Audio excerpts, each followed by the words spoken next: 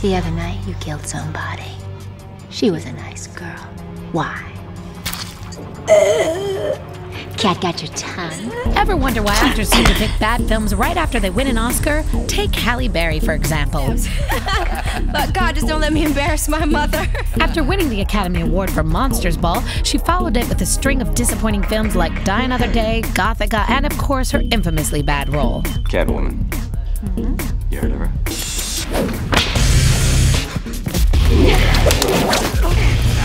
Oh yeah. Hot. Black leather. Whip. And then there's Gwyneth Paltrow. After winning her Oscar for Shakespeare in Love, she released a series of unsuccessful films like Bounce, A View from the Top, and Duets. Baby, let's cruise away from here. In Hollywood, this phenomenon is called the Oscar curse. Box Office Magazine film critic Wade Major explains.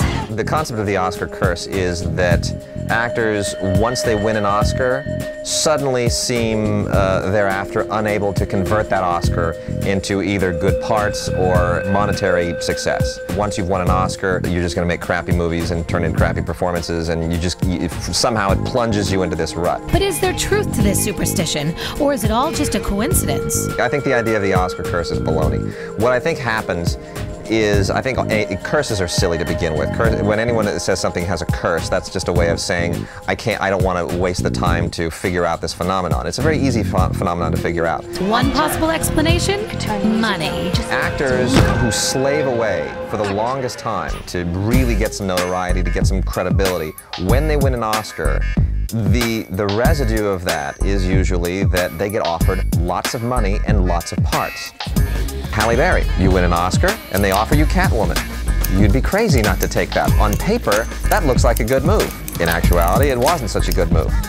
Hi, are you working? Working? What do you mean working? I'm walking. It's pretty funny. In the case of Nick Cage, leaving Las Vegas, overacting to the hilt. Anything but his best performance, but it's the one that got him the Oscar. And thereafter, it was, you know, The Rock and all of the big action parts that he was really not qualified for.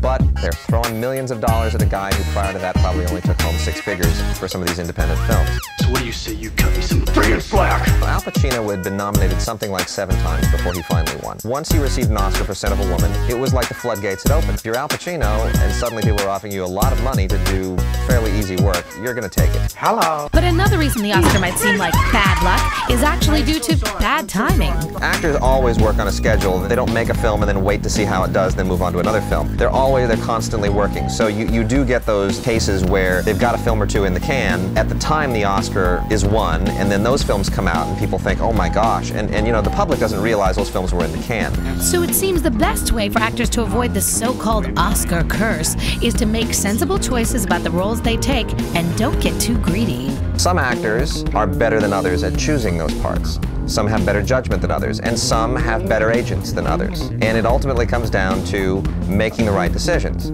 Once you have so many options offered to you, it's much easier to make a bad decision than a good one.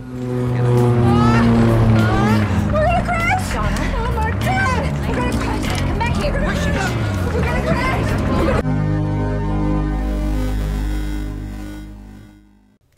And, get ready. From Star Wars groupies to comic book enthusiasts, superfans come in all shapes, sizes, and colors. But only in Hollywood will you find a group of fanatics that break every nerdy stereotype out there.